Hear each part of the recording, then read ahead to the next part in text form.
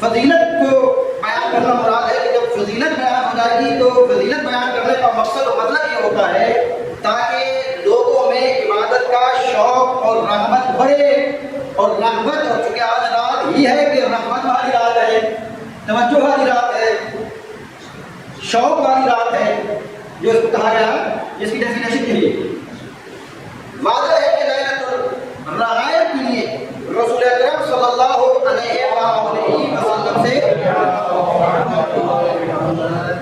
بے شمار فضیلت کے ساتھ ایک عمل وارد ہوا ہے۔ اس رات میں بہت سی مستند روایات کے تحت پیغمبر اکرم سے اس رات میں ایک عمل وارد ہوا جس کو ابن طاؤس نے اقبال میں نقل کیا، کیونکہ ہمارا جو کام ہے وہ یا قرآن کے مطابق ہے، محمد مصطفیٰ کے فرمان کے مطابق ہے، یا ائمہ کے فرمان کے مطابق۔ اس کے علاوہ ہم کسی عمل کو جانتے ہی نہیں، پہچانتے ہی نہیں، کوئی کچھ کیسے کہتا ہے، لیکن عمل ہم نے وہی کرنا ہے جو قرآن میں مجید اور محمد مصطفیٰ کی حدیث اور ائمہ کے فرمانوں سے ثابت ہو۔ تو اس رات کے متعلق بھی بہت سے فضیلتیں پیغمبر اکرم نے بیان فرمائی، اور شیخ طوسی نے اپنے اسناد سے نبی اکرم صلی اللہ علیہ وسلم سے روایت کی کہ آپ نے فرمایا، اب بیان کرنے والے شیخ طوسی ہیں، عام انسان نہیں، بہت بڑی ہستی کا نام ہے شیخ طوسی، میری قوم کا ستون تھا شیخ طوسی، ملت تشیع کا محافظ تھا شیخ طوسی۔ شیخ طوسی نے اپنے اسناد سے نبی اکرم صلی اللہ علیہ وسلم سے ایک روایت کو نقل کیا ہے۔ پیغمبر نے فرمایا ہے لا تغفلوا عن اول لیلۃ الجمعہ، یعنی ماہ رجب کی پہلی شب جمعہ کو تم غافل نہ ہونا۔ رسول کا فرمان ہے کہ رجب کی جو پہلی شب ہے اس شب کو تم کبھی فراموش نہ کرنا اور اس سے غافل نہ رہنا۔ اس کا مطلب ہے کہ اگر اس سے غافل ہو گئے تو پھر بہت ساری دعاؤں کو تم نے کھو دیا، اور اس رات کی فضیلتوں سے اور برکتوں سے، رحمتوں سے تم محروم ہو گئے۔ اور اچھا انسان وہی ہے کہ جو بہترین باتوں سے اپنے آپ کو محروم نہیں رکھتا۔ درود پڑھتے محمد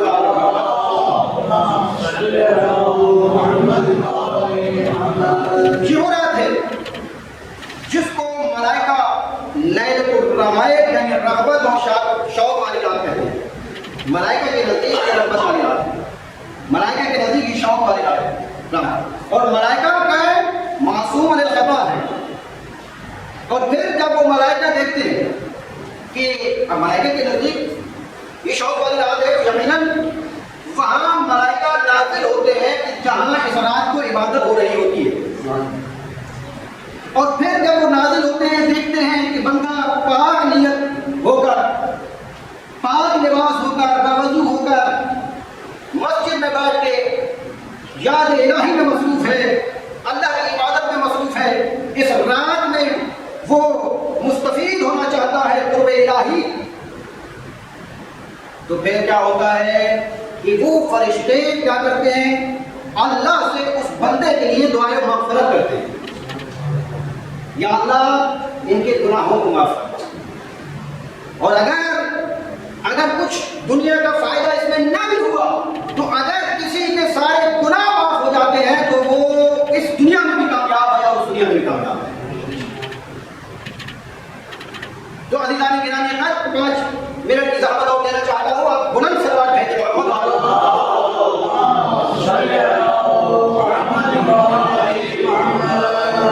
اس رات کی فضیلت میں سے یہ بھی ہے کہ اس کی وجہ سے بے شمار گناہ بخشے جائیں، اور جو شخص اس شب کی مخصوص نماز پڑھے گا اس کی قبر کی پہلی رات آئے گی، جو آج شب جو نماز میں بتاؤں گا وہ پڑھے گا، تو قبر کی جو پہلی رات ہوگی نا وہ کیا ہوگا، انشاءاللہ آپ کا ایمان تازہ ہو جائے کسی کا، اور آپ کے اندر خوشی کی لہر دوڑے گی کہ ہر انسان نے مرنا ہے. کوئی کسی نے جیون پٹی نہیں لکھا ہے. کل نفس ذائقۃ الموت، ہر کسی کو موت کا ذائقہ چکھنا ہے. بس فرق اتنا ہے کہ کسی نے اس موت کے ذائقے کو میٹھا محسوس کرنا ہے اور کسی نے انتہائی کڑوا محسوس کرنا ہے. اور جو محمد و آل محمد کی محبت پر ہوتا ہے اور جو ولایت علی پر ہوتا ہے اور علی کے راستے پر چلتا ہے اور ان کے بتائے ہوئے راستوں کا حامل ہے، تو پھر جب موت آئے گی نا تو موت کا فرشتہ خود پوچھے گا، اے مومن اجازت دے میں تیری روح قبض کروں یا نہ کروں. پوچھے گا، حقیقی شیعہ سے پوچھے گا کہ یہ کیا بات ہوئی. پوچھے گا اگر کوئی مومن نہ کرتا کہ نہیں جانا پھر نہیں. دوستو نہیں، وہ مومن نہ کر ہی نہیں سکتا. کیوں کہ وہ فرشتہ اسے وہ جہان اور اس کا وہ مقام پہلے دکھائے گا کہ تجھے کہاں لے جانا چاہتا ہوں. تو جب وہ مومن اس جنت کی نہروں کو دیکھے گا، اس کے باغات کو دیکھے گا، اپنے محلات کو دیکھے گا، اپنے جناب خدمات کو دیکھے گا، حوروں کو دیکھے گا، تو پھر مومن اس فرشتے سے کبھی نہ کر ہی نہیں سکتا. مگر اتنا کہہ سکتا ہے، کیا دیکھتا ہے، جلدی روک کر کرتا کہ میں علی سے ملاقات کے لیے جاؤں. تو پڑھ دینا محمد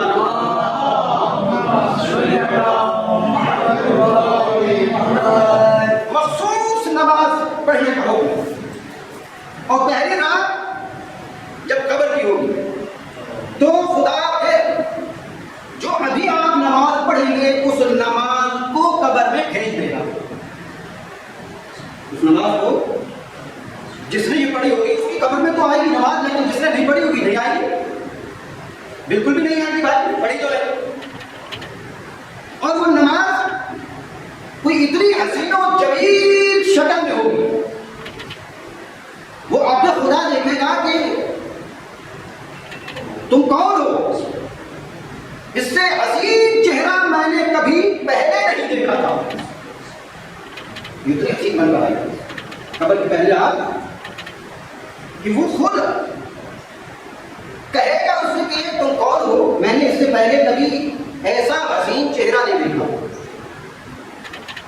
اب جب وہ کہے گی کہ جب یہ اس سے کہے گا کہ تم اتنی حسین و جمیل ہو، تم ہو کون، اس سے پہلے حسین و جمیل چہرہ میں نے نہیں دیکھا، تو اب وہ بولے گی، وہ کہے گی کہ میں وہی تیری نواز ہوں کہ جس کو تو نے لیلۃ الرحمٰ کی رات مجھے پڑھا تھا. آج میں تیری مشکلوں کو آسان کرنے کے لیے آ گئی.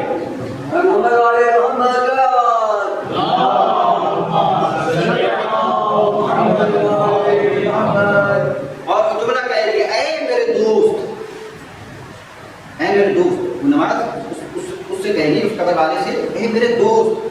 آج کل تو دنیا میں کوئی بھی دعا سلام فائدہ ملتا ہے، یہ میرے دوست ہے.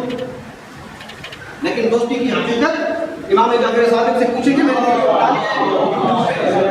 پتہ چل جائے کہ دوست کسے کہتے ہیں، دوست ہوتا کون ہے، حقیقی دوست کون ہے. آتا تو آج بندہ جو ہے وہ دوست بنایا ہوا ہے اور دوستی کا معنی مفہوم معلوم ہی نہیں ہے. کسی کے پاس ایک لفظ ہے اور وہ چل رہا ہے اور چلا رہے ہیں لوگ، لیکن دوستی کے حقیقی معنی کی طرف غور کریں کہ وہ نماز جس کو آپ پڑھیں گے وہ اب اس بندے سے مخاطب ہے اور کہے گی، اے میرے دوست. کیوں کہے گی؟ کیونکہ اس لیے کہے گی کہ تو نے مجھے دوست رکھا تھا، پڑھا تھا، مجھ سے محبت کی تھی. آج میں آئی ہوں کیونکہ میں نے تجھ سے دوستی کر لی ہے. اور یہی جملہ کہے گا، اے میرے دوست تجھ کو بشارت ہو. کہ نماز کے جملے ہوں گے اسی نماز کی، نہ تو نماز کی نماز طریقہ بھی بتاؤں گا.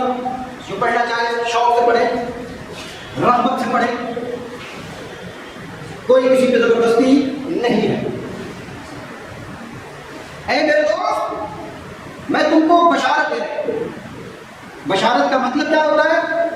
خوشی کی خبر دینا، مسرت کی خبر دینا. بشارت دے دے کہ تو نجات پا گیا. خبر کی پہلی رات ہی اگر کسی کو یہ خبر مل رہی ہو کہ تو نجات پا گیا تو خود سوچیں کہ کیا اس پر عذاب قبر ہو سکتا ہے؟ یقیناً نہیں ہوتا، نجات پا گیا اور ہر سختی اور ہر مصیبت سے۔ نماز یہی نماز کہے گی جو لیلۃ الرغائب میں پڑھنے کے 12 رکعت 2 کر کے طریقہ بتاؤں گا، تو یہی نماز کہے گی کہ ہر مصیبت سے اور ہر سختی سے تو نجات پا گیا۔ اور اس کے بعد ان کے اندر گفتگو ہوگی اور اس گفتگو کے ذریعے وہ نماز نجات کا ذریعہ بن جائے گی۔ درود پڑھ لیں محمد اچھا، چونکہ موت آتی ہے پھر موت کے بعد بہت ساری چیزیں یاد نہیں بھی رہتی کہ میں نے دنیا میں کون سے عمل کیے تھے کون سے نہیں کیے تھے۔ موت آتی ہے، موت کے بعد یاد نہیں رہتا کہ میں نے کون سا عمل کیا تھا کون سا نہیں کیا تھا۔ اچھا، کیونکہ اگر یاد ہوتا تو پھر اس نماز کے سوال کرنے میں یہ نہ کہتا کہ تو کون ہے، اسے پتا ہوتا کہ نماز کہنا بدل کے آئی ہے، شاید یہ وہی عمل ہے میرا یا کوئی عمل ہے، لیکن اس کا مطلب ہے اسے یاد نہیں ہے۔ اور پھر وہ نماز یاد کرواتی ہے کہ میں وہی نماز ہوں، میں تمہاری وہی نماز ہوں کہ جس کو تو نے فلاں سال فلاں رات میں پڑھا تھا۔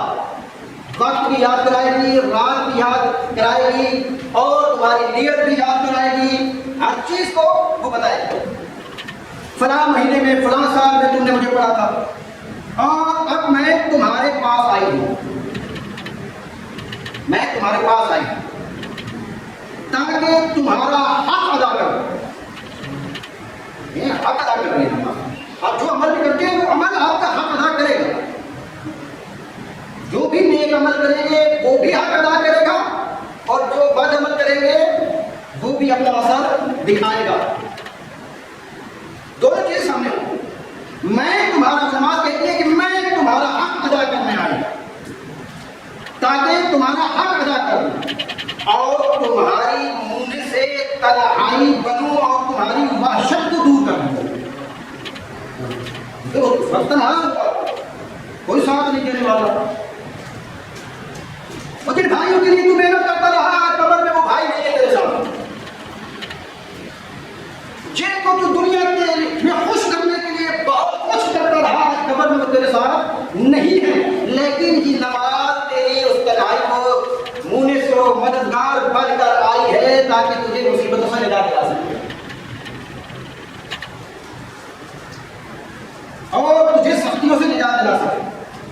اور پھر وہ نماز کہتے ہیں کہ میں تم پر جب قیامت پر کھڑا ہوگی، وہ نماز کہتی ہے ابھی تو تم مرا ہے اور میں تجھے خوشخبری دے دی ہے، لیکن جب قیامت ہوگی تو قیامت کے دن ہوگا کیا؟ میں ہی وہ نماز ہوگی کہ جو تیرے سر پہ سایہ کروں گی، تجھے قیامت کی گرمی محسوس نہیں ہوگی۔ یہی وہ نماز ہے جو لیلۃ الرغائب دنیا سے آپ پڑھیں۔